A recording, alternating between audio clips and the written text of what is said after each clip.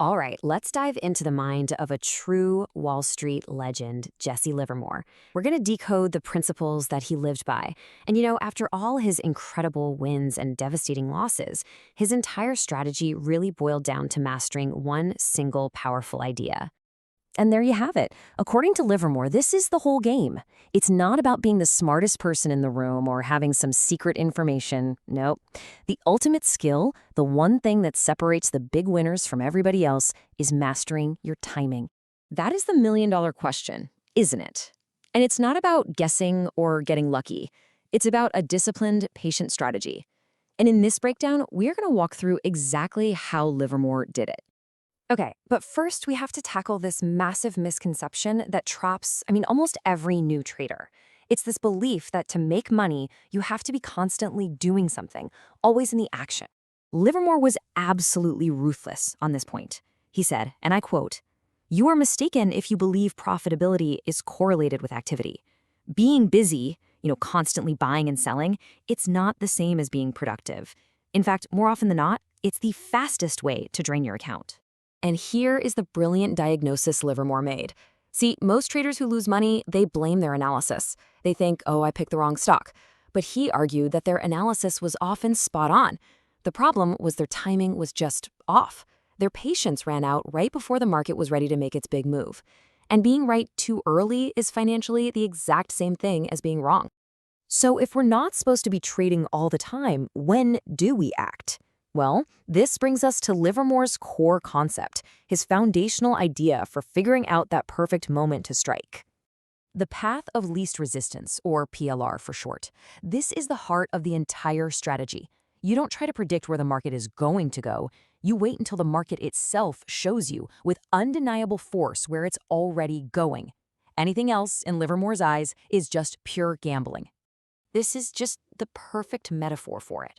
The market is this incredibly powerful force, like a massive river of capital. And you're just in a small boat. You can't change the direction of that current. All you can do is align yourself with it. And this just lays it out perfectly.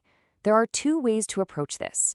You can try to paddle against that massive force, which is just exhausting, and let's be honest, it's going to ruin you. Or you can wait for the current's direction to become crystal clear and simply join its flow. The market then does all the heavy lifting for you. So the key takeaway here is this. Your job is not to predict the future. Your job is to observe what's happening right now with intense focus and only act when the evidence is overwhelming. You need to think of yourself as a detective looking for clues, not a psychic looking into a crystal ball. Okay, so we know we need to wait for confirmation. But what does that confirmation actually look like? This is how Livermore took that idea and turned it into a practical step-by-step method. Livermore used something he called pivot points. So first, you identify a key price level, a ceiling that the stock has tried and failed to break through multiple times. Then you do the hardest part, nothing. You wait for the price to punch through that barrier decisively. But, and this is crucial, you don't buy yet. You demand that it holds that new ground for a few days. Only after it proves that the old resistance has become the new floor, that's when you commit your capital. Time is the ultimate filter that separates the real moves from all the false signals. A price spike that only lasts for an hour? That's just noise. It could even be a trap. But a move that holds its ground for 3 days straight? Okay, now that's evidence. A trend that keeps building over weeks? That is a confirmed major move. And that's the kind that builds fortunes. Another really powerful confirmation signal is market exhaustion. When everyone is panicking and selling, the amateur tries to be a hero and catch the falling knife, hoping to buy at the absolute bottom. The professional? They just wait. They wait until the very last desperate seller has thrown in the towel. That's when the selling pressure is gone and the path of least resistance is wide open for a reversal. Now, all of this sounds pretty simple on paper, but it's incredibly difficult to do in practice. Why? Because it requires a psychological skill that most people just don't have, the ability to do nothing. This slide shows the critical difference. When a trade goes against you, the amateur is driven by ego.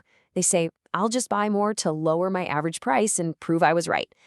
But the professional just admits, my timing was wrong, the market has spoken. They cut the loss immediately and save their capital for the next clearer opportunity. Averaging down is the ultimate sin of impatience. This breakdown from Livermore of A Trader's Time is just staggering. I mean, think about it. He figured that 90% of the game is just disciplined observation, watching and waiting. Only 10% is actually clicking the buttons and executing trades. The great battle is really fought against your own boredom and that little voice in your head that says you always have to be in the market. This is such a critical mindset shift. Being in cash, being out of the market, that isn't a sign of indecision. When the path forward is unclear, it is the most powerful and strategic position you can possibly take. Remember, the market cannot hurt you when you're standing on the sidelines in cash. And here's the payoff, straight from the man himself. Livermore directly connects his biggest wins to the longest periods of doing absolutely nothing. The energy that builds up during those quiet periods when the market is just consolidating, it eventually gets unleashed in a massive, sustained trend. By waiting, you position yourself to capture that entire move.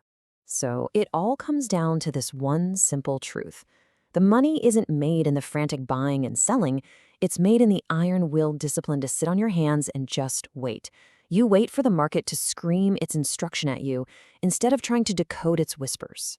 Ultimately, Livermore's Code forces every one of us to ask this simple question. The market is just the market. It's an impartial force that presents opportunities. The real battle, it's internal.